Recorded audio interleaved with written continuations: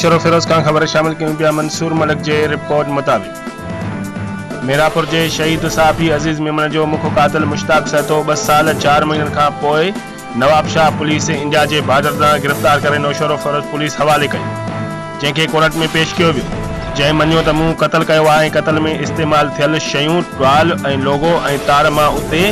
पूरे रखी police Mushtaq Saito के जाए वारदात ते खणी वही जिते हुन जमीन खोटे लोगो तार कढी ॾिनी